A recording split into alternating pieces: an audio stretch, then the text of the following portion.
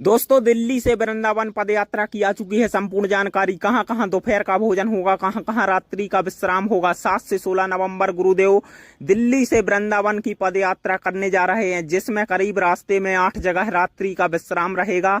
आइए हम आपको संपूर्ण जानकारी देते हैं। 7 नवंबर को मां कात्यायनी मंदिर छतरपुर दिल्ली से प्रारंभ होगी यह पद यात्रा। 7 नवंबर की सुबह अगले पड़ाव के लिए पद यात्रा रवाना होगी और रास्ते में 13 किलोमीटर चलकर पहला स्टॉप जिरखोद मंदिर, ग्राम डेरा भाटी, दिल्ली रहेगा।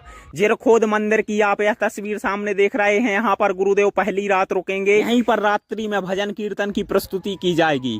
दूसरे दिन की पदयात्रा 8 नवंबर की सुबह सूरज की पहली किरण के साथ यहाँ से रवाना हो जाएगी और यहाँ से करीब आगे 7 किलोमीटर चलकर दोपहर का भोजन मेडिकल कॉलेज में होगा। करीब 2 घंटे मेडिकल कॉलेज में रेस्ट लिया जाएगा और यहाँ से फिर से पदयात्रा चलेगी तो रात्रि का विश्राम दशहरा मैदान फरीदाबाद में किया जाएगा।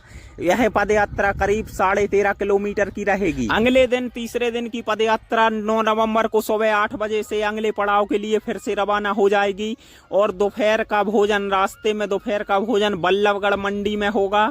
उसके बाद रात्रि का विश्राम हायर सेकेंडरी स्कूल सीकरी में किया जाएगा।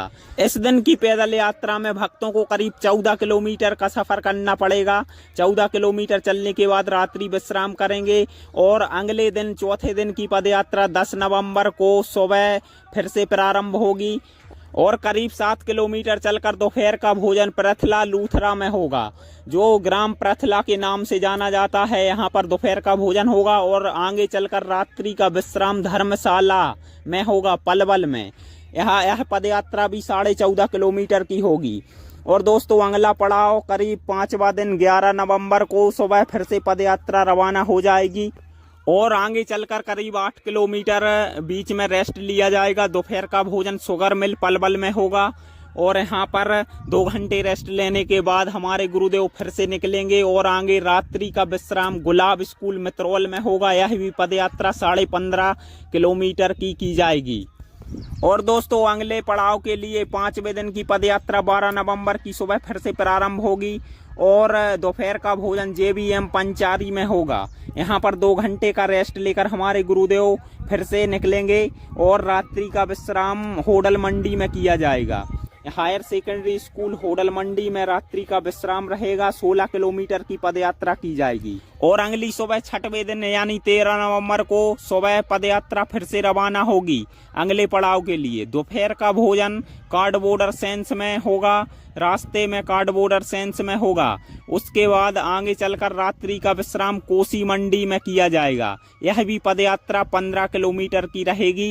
यहाँ पर रात्रि का विश्राम करके अगली सुबह 7वें दिन की पदयात्रा यानी 14 नवंबर को सुबह फिर से प्रारंभ होगी और आगे चलकर दोपहर का भोजन बेकमनेड में होगा। यहाँ पर करीब 2 घंटे का रेस्ट सभी भक्त करेंगे और फिर से पदयात्रा यहाँ से निकलेगी तो रात्रि का विश्राम गुप्ता रेसिडेंसी में होगा। यह 16.5 किलोमीटर भक्तों को इस दिन चलना पड़ेगा। अगली सुबह 8वें दिन की पदयात्रा यानी 15 नवंबर को फिर से प्रारंभ होगी और अपने अगले पड़ाव के लिए रवाना हो जाएगी और दोपहर का भोजन यादव ढाबा हरियाणा में होगा।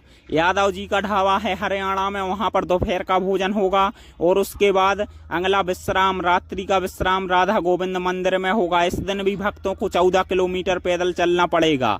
और अब रहेगा दोस्तों अंतिम पड़ाव यानी 9वां दिन 16 नवंबर की सुबह पदयात्रा प्रारंभ होगी और आगे चलकर दोपहर का भोजन यहाँ पर 4 धाम छठी कला में किया जाएगा। अंतिम भोजन यहाँ पर 4 धाम छठी कला में होगा और उसके बाद फाइनली पदयात्रा पहुँच जाएगी श्री बांके बिहारी मंदिर यमुना के किनारे वृंदावन।